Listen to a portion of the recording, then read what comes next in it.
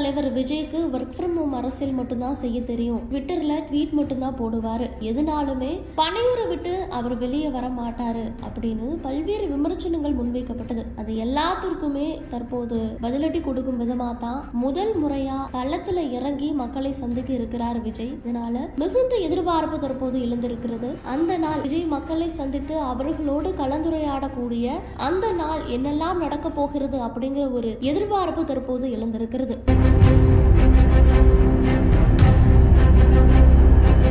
காஞ்சிபுரம் மாவட்டம் பரந்தூரில் சென்னையில் 2வது பசுமை விமான நிலையம் பிரம்மாண்டமாக அமைக்கப்படும் அப்படின்னு மத்திய மாநில அரசுகள் அறிவித்தது. இதன் பிறகு இந்த விமான நிலையத்திற்காக பரந்தூர் ஏகனாபுரத்தில் உள்ள சுற்றுவட்டார கிராமங்களில் இருந்து சுமார் 5246 ஏக்கர் பரப்பளவில் விமான நிலையம் அமைய உள்ளதாக தெரிவிக்கப்பட்டது. இது பெரும்பாலான நிலங்கள், நீர்நிலைகள் மற்றும் விவசாய நிலங்கள் என்பதால் இந்த விமான நிலையம் அமைக்க கடும் எதிர்ப்புகள் எழுந்தது. இது மட்டுமல்ல, விமான நிலையம் அமைப்பதற்காக தேர்ந்தெடுக்கப்பட்ட ஏக்கர்ல 3700 ஏக்கர் நிலங்கள் பட்டா நிலம் என்பதால் தற்போது வருவாய்த்துறை சார்பாக நிலம் கையகப்படுத்தும் பணிகளும் மேற்கொள்ளப்பட்டு வருகிறது.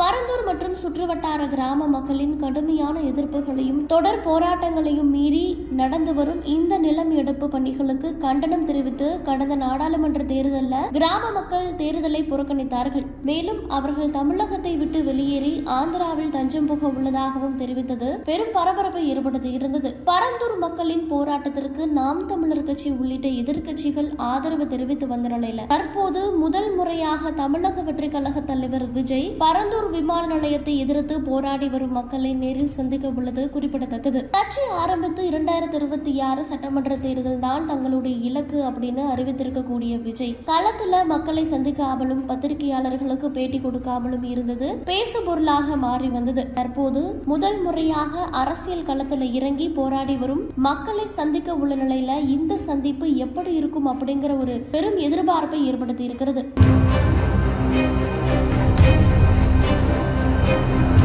அதாவது ஜனவரி 3வது வாரத்துல பரந்தூர் மக்களை சந்திக்க தமிழக வெற்றி கழக தலைவர் விஜய் பரந்தூர் செல்ல இருக்கிறார். பரந்தூர் விமான நிலையத்தை எதிர்த்து போராடும் மக்களை விஜய் சந்திக்க உள்ளதாக சொல்லப்படுகிறது.